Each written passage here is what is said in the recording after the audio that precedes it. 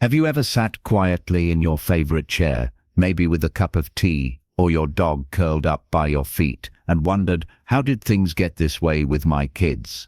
You raised them, loved them, gave them everything you had, your time, your energy, your years, and now, somehow you're the one who ends up feeling like a burden, or worse, like a stranger.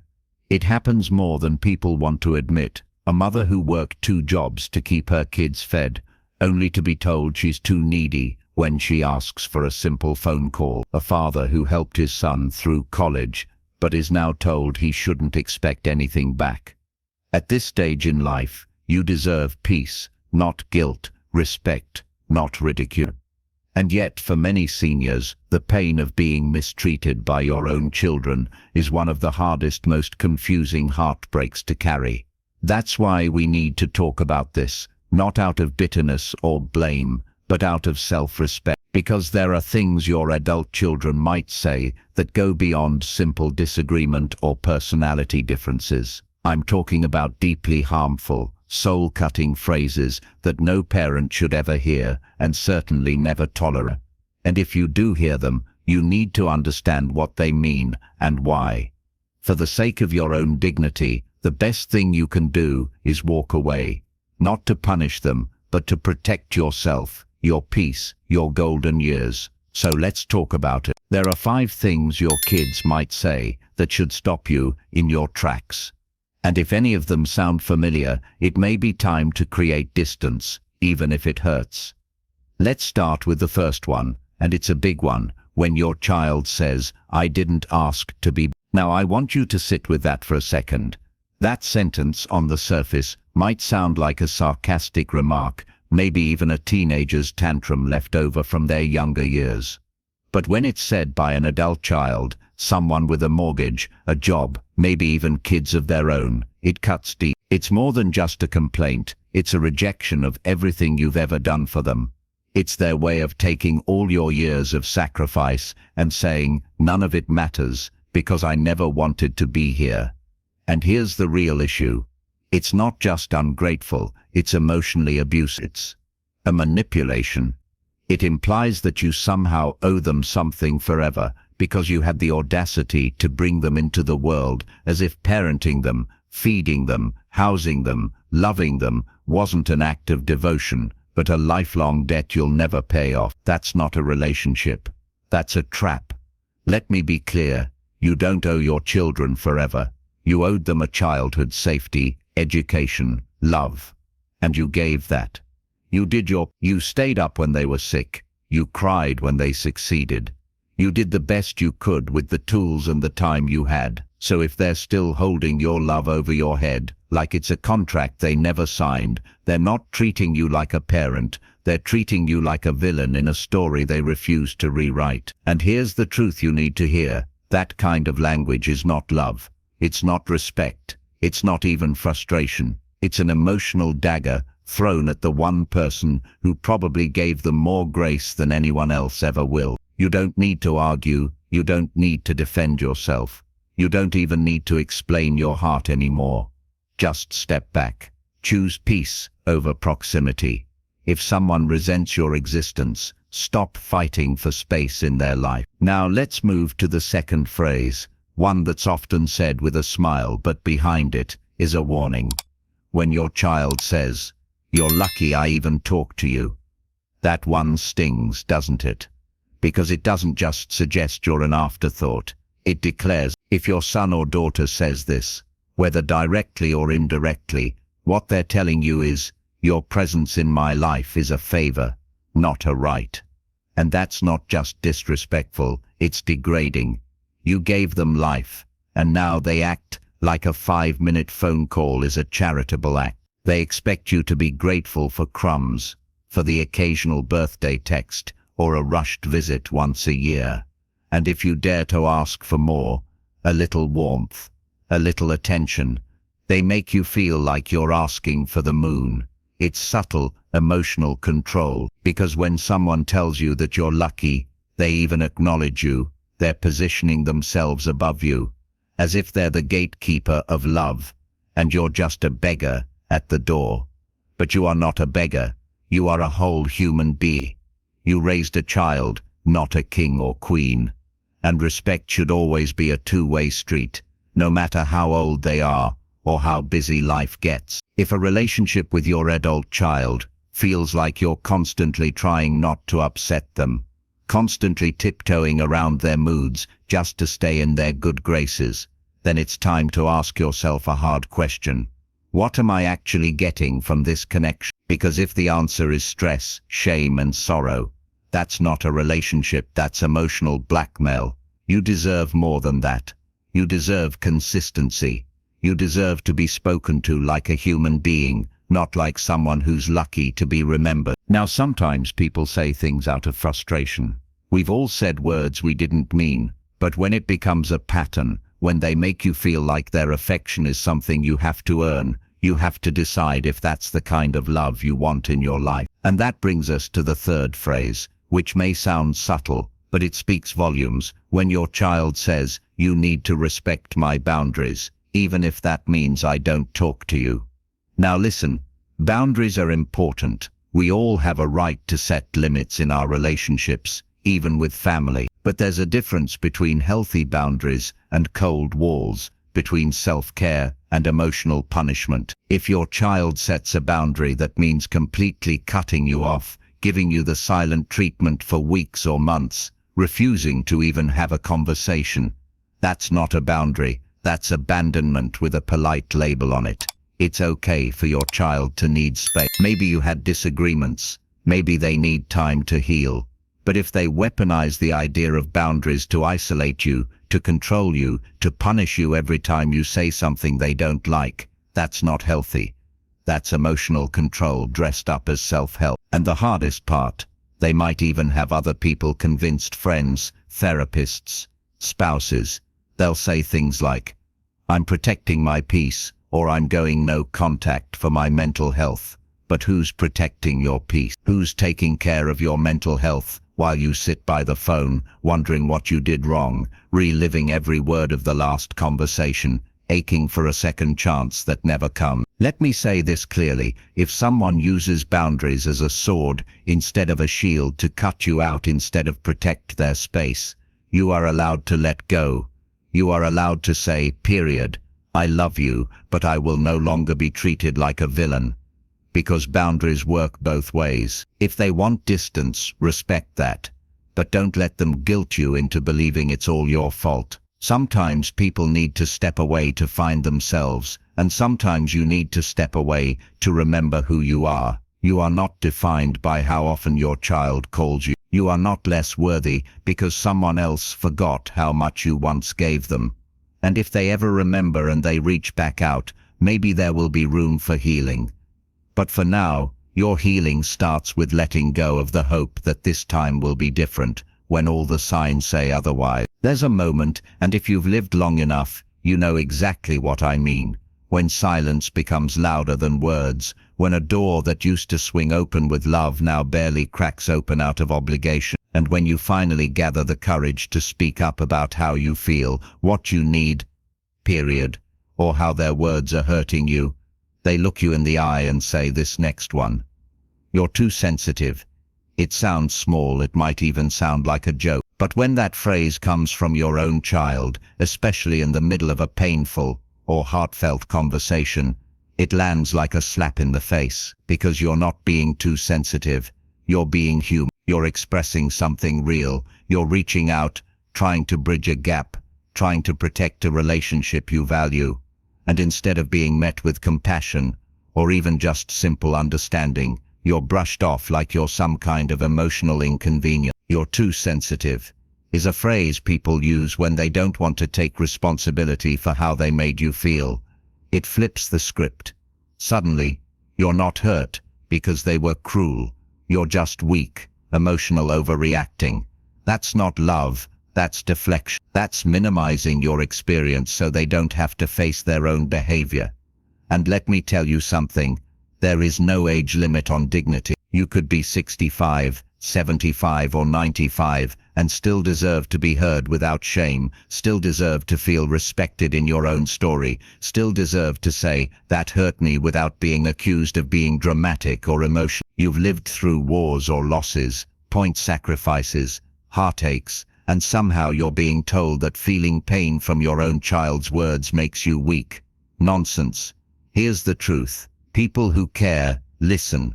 People who value you lean in when you speak. They don't label your feelings as overreactions. They don't roll their eyes or change the subject or make it about your age.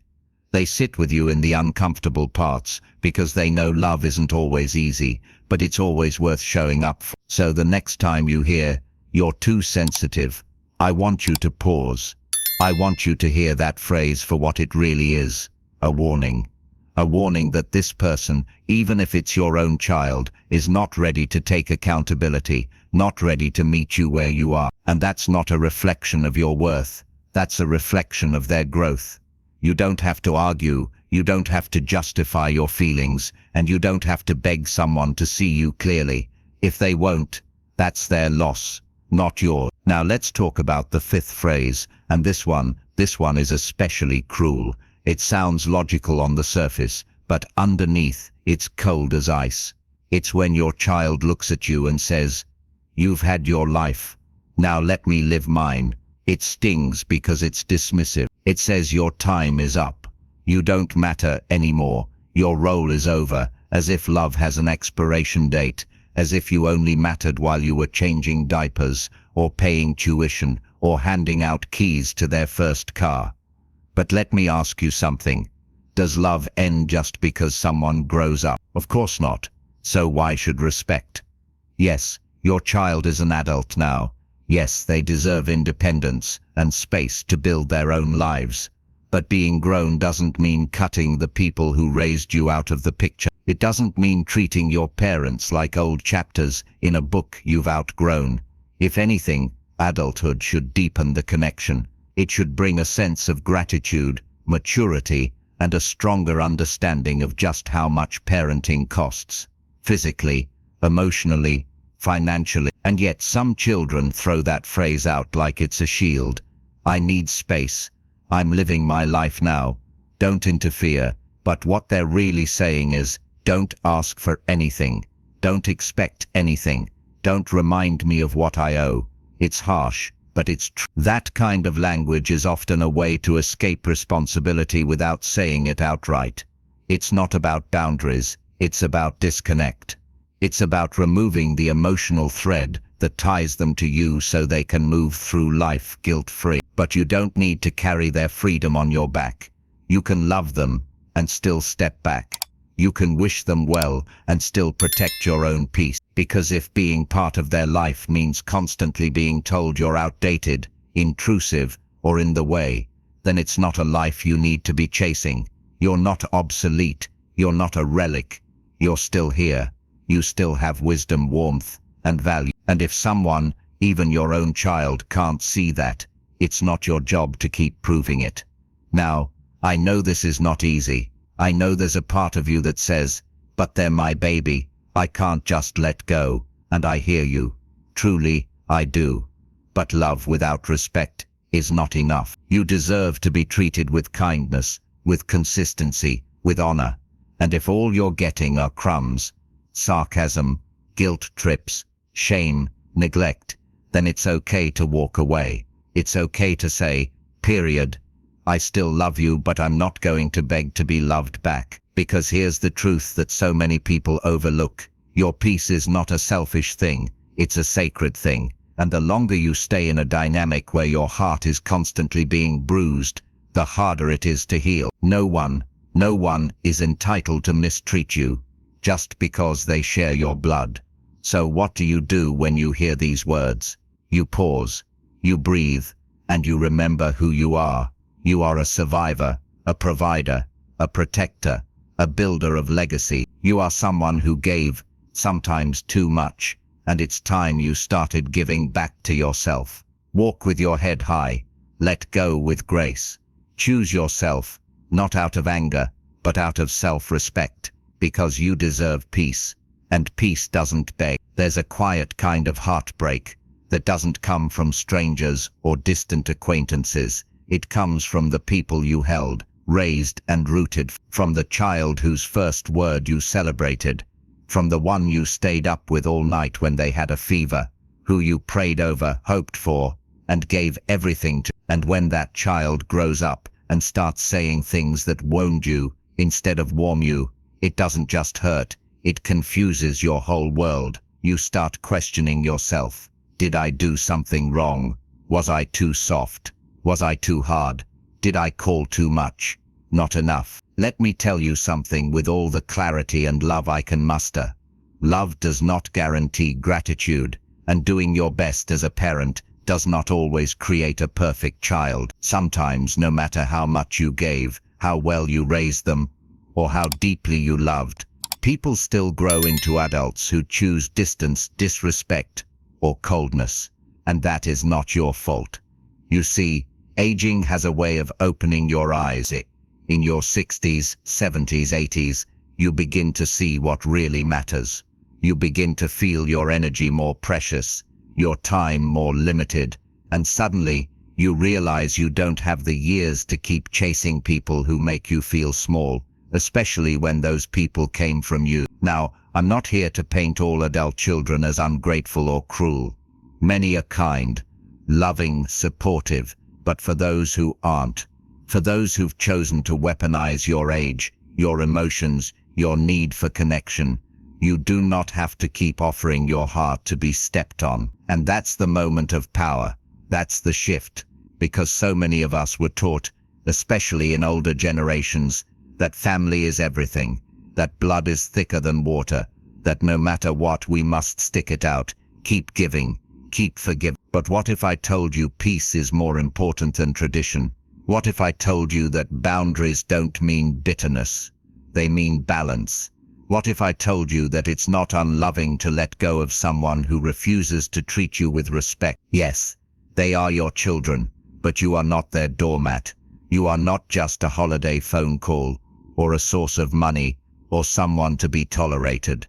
You are still a person, still a soul, still a parent, even if they've forgotten how to treat you like one. Now, maybe you're not ready to walk away completely. That's okay.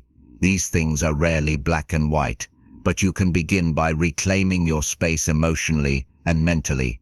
You can stop waiting by the phone. You can stop bending your plans, your hopes and your spirit around their mood swings. You can stop explaining your worth to someone who's already made up their mind. And you can start nurturing your own life again. It's not too late. You're not too old. Your story isn't finished. Go where the love is. That might mean building deeper friendships. It might mean joining a new community.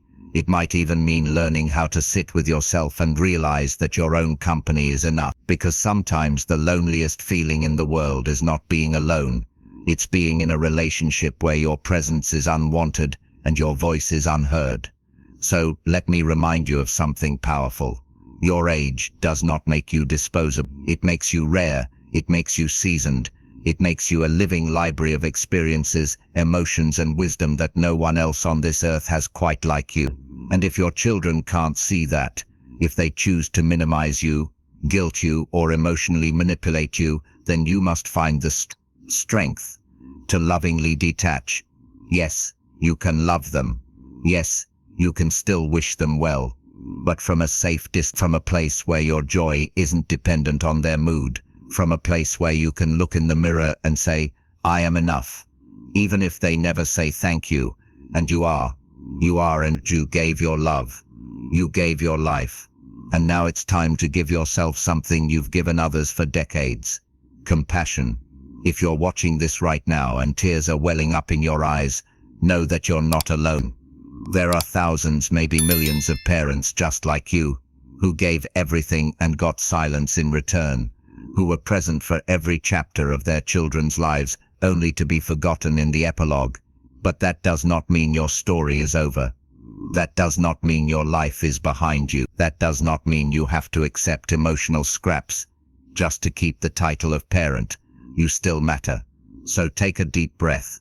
Let go of the guilt that isn't yours. Release the role that's become a cane, and start walking, slowly, gently, toward people, places, and moments that remind you of your beauty, your power, and your peace. Because these years, they're yours, not theirs. And I'll say this one more time in case you forgot. If they're using words to control you, if they're making you feel small for speaking up, if they're telling you that love is a transaction, not a connection, if they're mocking your emotions, your need or your presence, if they're treating your existence like an inconvenience, then you don't need a lecture, you need an exit. And it's okay to take. Now, if any of this resonated with you, if you've been in this place or are in this place, I invite you to share your story in the comments below. You're not alone, your voice deserves to be heard, even if your kids won't listen. And if you found this video comforting, helpful, or empowering in any way, please give it a thumbs up. Subscribe to my channel for more conversations like this, because you deserve a community that lifts you up, not one that breaks you down. Here's to dignity, here's to healing, and most of all, here's to you. You are not too old to walk away from what hurts. You are not too late to find what heals. And you are not too broken to build a better tomorrow. Take care of yourself. You've taken care of everyone else long enough. We'll see you in the next video. And until then, live boldly, love wisely, and never apologize for protecting your peace.